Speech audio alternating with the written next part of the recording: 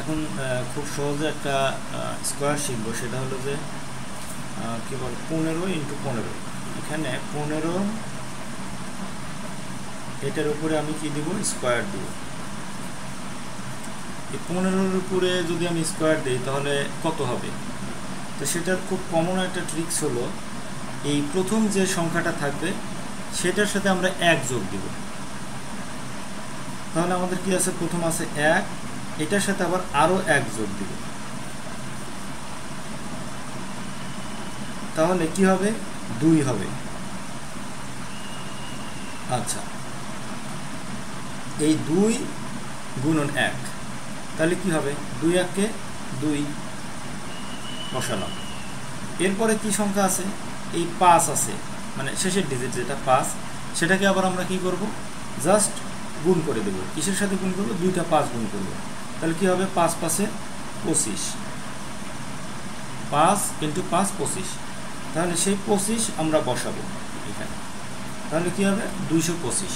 তো এই 225ই হলো রেজাল্ট। আর আমরা যদি কি করি, 15 তার উপরে স্কোয়ার সমান সমান কী হবে, 15 ইন্টু 15। তাহলে 15 ইন্টু 15 গুণ দিলে কত হবে, এই 225। আমরা একটু দেখি আসলে তাই হয় কি না। তাহলে এটা যদি আমরা গুণ করি তাহলে কী হবে, 5 15 75, এক ঘর কেটে যাবে, 1 দিয়ে 15কে গুণ করলে 15 হবে। তাহলে 5 1 কে 5, 7 5 12, 2 হাতে থাকে 1, 1 আর 1 2, 225। তার মানে এই অঙ্কটা আমাদের মিলে গেছে। 25 তার উপরে স্কোয়ার, তাহলে 25-এর উপরে স্কোয়ার দিলে কত হবে সেটাই আমরা খুব সহজে আজকে দেখব। তো সেটা হলো যে আমাদের কি করতে হবে, এই 2 দিয়ে গুণ করতে হবে। তাহলে 2 ইন্টু কত দিয়ে গুণ করবো, 2 এর পরের সংখ্যা। তার 2 এর পরের সংখ্যা কত, 3। তারপরে কি করতে হবে, এরপরে আমাদের বসাতে হবে এই 5 ইন্টু 5। তাহলে এইটার যেটা রেজাল্ট হবে সেটাই হলো আমাদের এই কি বলে, এটার বর্গ, 25-এর বর্গ।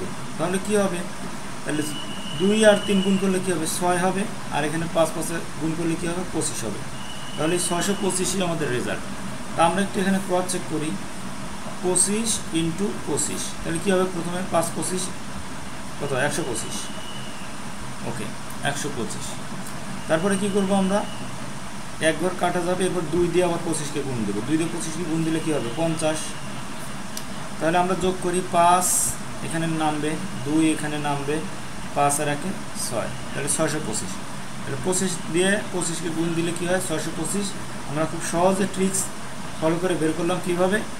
প্রথমে কি বসবে, 2 এর পরের সংখ্যার সাথে গুণ। তাহলে 2 এর পরের সংখ্যা 3, তাহলে 3 দিয়ে গুণে 6 আর 5 5 25। সো এটাই আমাদের কিন্তু রেজাল্ট।